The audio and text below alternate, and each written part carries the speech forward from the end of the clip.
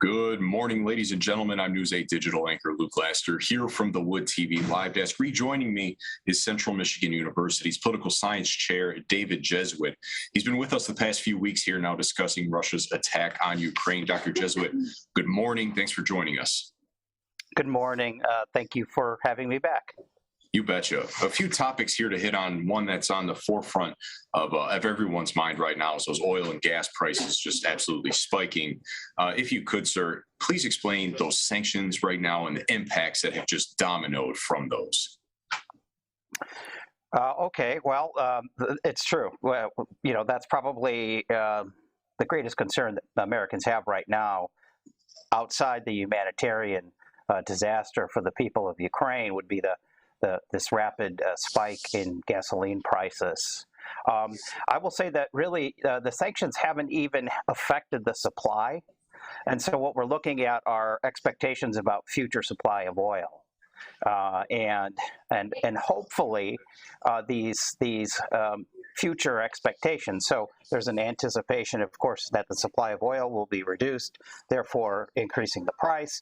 That's being factored into oil trading, and so hopefully, once the supply is restricted, we won't actually see this continued increase in prices because that would have already been priced in to the cost of a barrel. That's hopefully. I'm not sure that things always work out like that in the marketplace, but I say that because it was just recently that the United States has imposed a sanction on Russian oil, and that certainly will constrict the supply of oil. It will prevent the United States from purchasing any oil from Russia. Now, I've heard various estimates. And I've tried to nail things down. We're looking at about 8%, as far as I could tell, of U.S. Oil coming from Russia, being imported from Russia. So that's not terrible for the United States, but oil is a global commodity, and so even though it won't necessarily have this adverse effect on U.S. consumers, because most of our oil is coming from somewhere else, it does reduce the supply in the system. And, one thing that is important to note about this, and there's been some controversy discussion, but the United States and the United Kingdom have imposed those sanctions on Russian energy, but the European Union has not, and in particular Germany has not. And so while the United States and the United Kingdom aren't heavily dependent on oil imports from Russia, continental Europe is. Germany is very dependent on energy from Russia, oil and natural gas. And so they are thus far unwilling to impose sanctions there. Because they've argued, and they're right, it would have very, very substantial consequences on their economy and on the German people. So we'll see if that happens down the road. But as of right now, the sanctions on Russian energy are really just limited, to the United States, United Kingdom, some other countries that are not heavily dependent on Russian energy. Another thing that we're seeing are companies pulling out of Russia and just just halting their services. One of the first one that comes to mind is something like Netflix, for example, and that's just across the board. Is that something that we could just see lingering for months and months to come? Yeah, in this case, I thought you were going to say McDonald's, because that's what McDonald's. Yeah, another perfect example. They tried to say that they weren't going to stop their operations. That's what they did at first, and then a Yale colleague of mine, I believe he's an economist, and started compiling a list of those companies that were ceasing their operations in Russia, and a list of those companies that continued to do operations in Russia. And McDonald's had been on the list, the bad list, so to speak, and they since have said that they're going to suspend their operations But you're right, Netflix, Coca-Cola, McDonald's, these major U.S. corporations that have operations in Russia, Starbucks comes to mind, are ceasing their operations. And I guess let me put it in a little bit of a broader perspective with respect to sanctions. Admittedly, I'm not up on the current academic research, so to speak, on the effect of sanctions. But I can go back to my training and tell you that there's always been this suspicion about the effectiveness of sanctions in achieving the desired outcome of changing the behavior of another nation state. And the classic example is Cuba. Which was embargoed, decades, and still today, and it had no effect really on outcomes. And so there's been this big debate in U.S. foreign policy, or just foreign policy, international relations, about whether or not sanctions really have the desired effect. Now, I come down on the side that sanctions don't have their desired effect, that sanctions tend to punish the people of a nation state rather than the leaders of a nation state, or who are engaging in those decisions that are adverse to, international peace. And so the people of Cuba were punished, right? And the people of Russia are now being punished by these sanctions. Does Vladimir Putin, is he going out to McDonald's? I don't think exactly. So.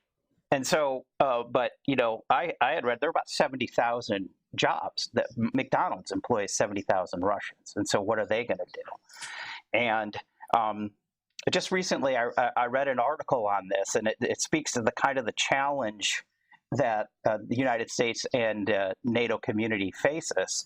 Is you need to strike the appropriate balance. The author of this article had gone back to U.S. sanctions on Japanese oil in the Second World War, and cautioned that if the sanctions work too well, that Japan was backed into a corner, and the attack on Pearl Harbor was inevitable because of U.S. sanctions on oil back prior to the Second World War.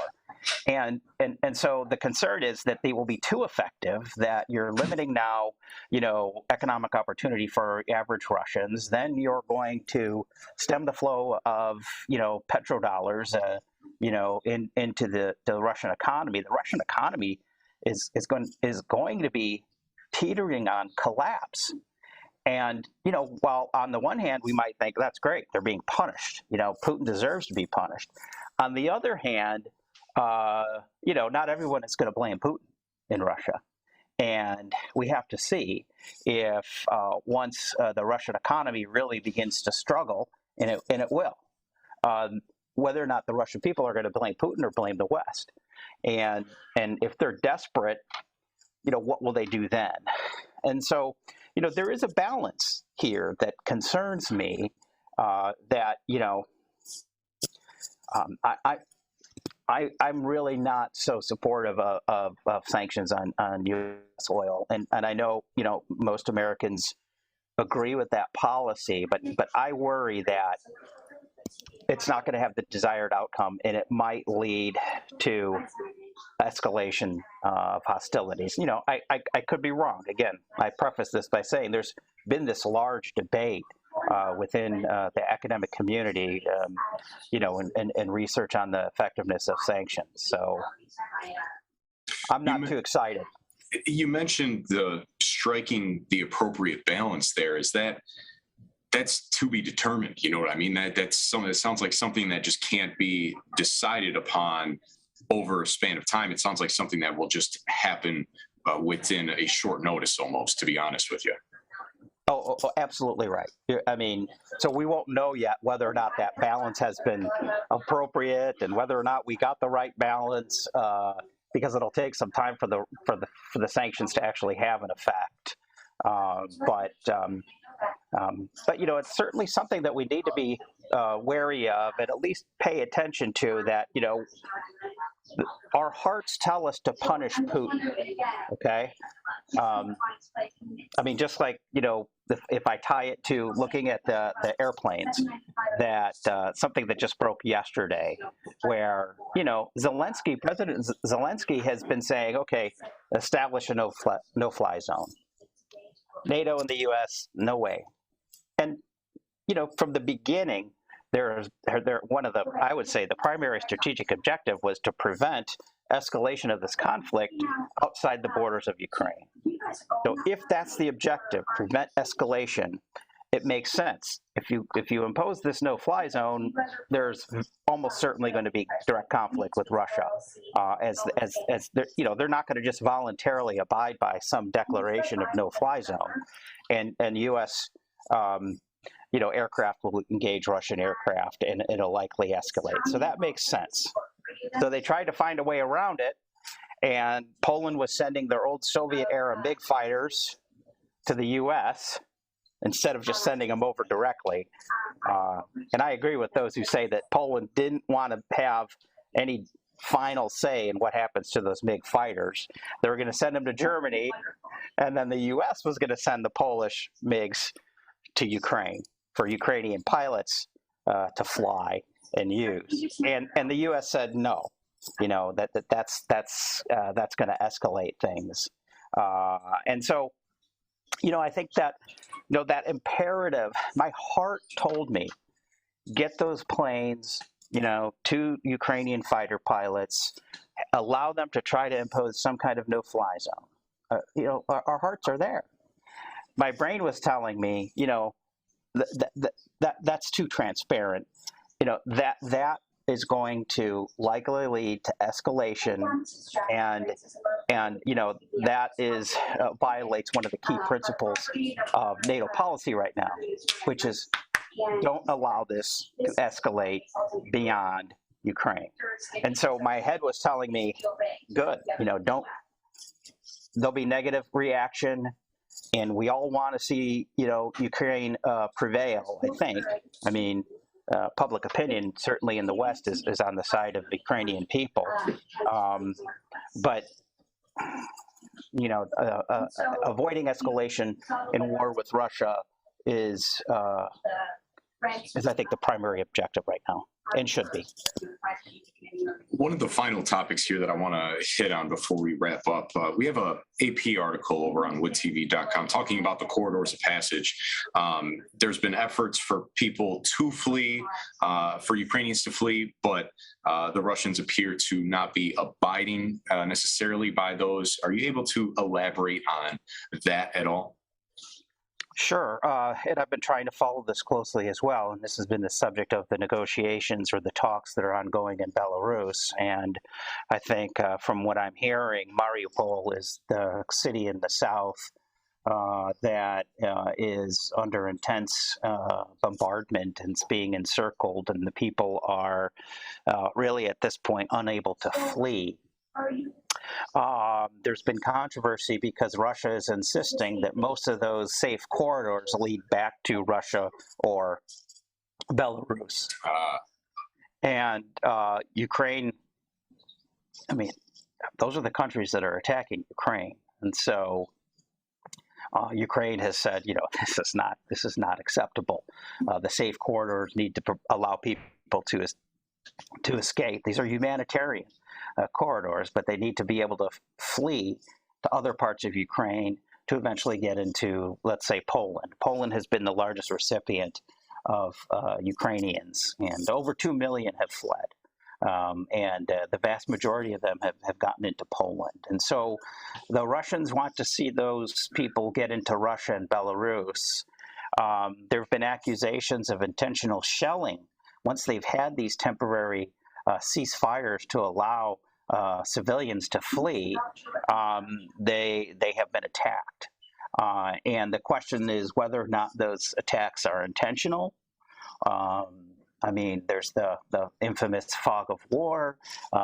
It could be that the orders from the top aren't getting all the way down to those at the bottom, or I think more likely, the Russians are unwilling to allow civilians, that they suspect are engaged in resistance operations. So if they see perhaps that the civilians include, men of fighting age, my suspicion is that they're just attacking them, and that's why they want them to go to Russia and Belarus, is because when people flee, they want to make sure that they're not then fleeing to reorganize into a resistance that's been effective at slowing Russia down.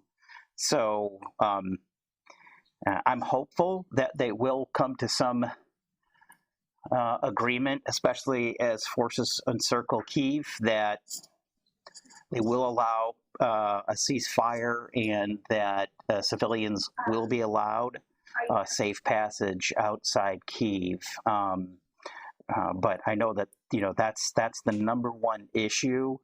I think that is being discussed in between Ukraine and Russia and Belarus. Dr. Jesuit, we appreciate it. Anything else that you'd like to add here? Well, I think I've said it before. I mean, we need to be patient here. This is not going to have a fast resolution. I think that we're looking at, a conflict that's going to be a longer-term insurgency. And again, I would just ask for some patience. Let me say one other thing about gas prices, because I just saw this on the news.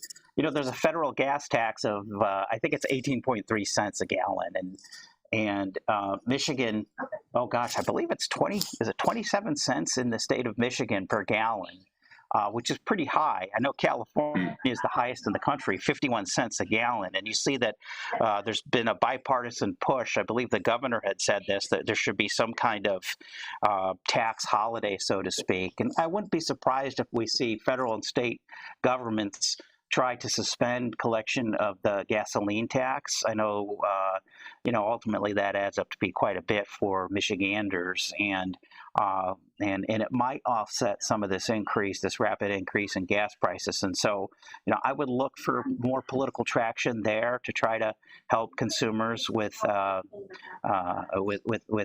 is an extraordinarily rapid growth in the prices we pay at the pump.